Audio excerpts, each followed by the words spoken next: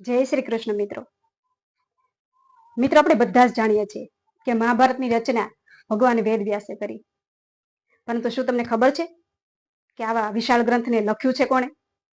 તેમને ગણેશજીએ લખ્યું છે. જી હા, તેમને ગણેશજીએ લખ્યું છે.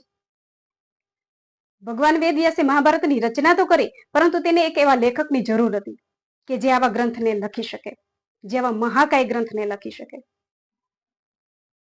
એટલે તેમણે બ્રહ્માજીને યાદ કર્યા અને બ્રહ્માજીએ વેદવ્યાસજીને કહ્યું કે તમે ગણેશજીની સહાયતા લો. તેમની સલાહ પ્રમાણે વેદવ્યાસજી છે તે ગણેશજી પાસે જાય છે અને તેમને વિનંતી કરે છે. ગણેશજી સહમત તો થાય છે, પરંતુ પોતાની એક શરત રાખે છે કે તમે સતત બોલતા રહેજો અને હું સતત લખતો રહીશ. આ સમયે ભગવાન વેદવ્યાસ તેમની શરત મંજૂર રાખે છે, પરંતુ ખૂબ સમજદારીથી કામ લે છે અને સામે પોતે પણ એક શરત રાખે છે કે હું ત્યાં સુધી બોલતો રહીશ કે જ્યાં સુધી તમે સમજદારીથી લખતા રહેશો. મતલબ કે તમે બધા શ્લોકને બરાબર સમજીને લખશો.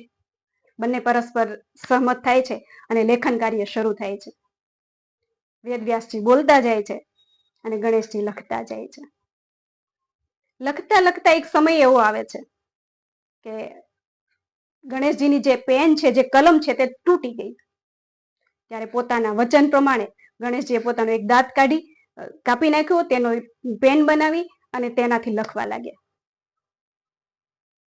અને આવી રીતે મહાભારતનું લેખન કાર્ય તે પૂર્ણ થયું. કહેવાય છે કે કદાચ ત્યારથી જ ગણેશજી એકદંત તરીકે ઓળખાય છે. આમાં મહાભારતની રચના, લખાણ કાર્ય આ રીતે પૂર્ણ થયું. જય શ્રી કૃષ્ણ.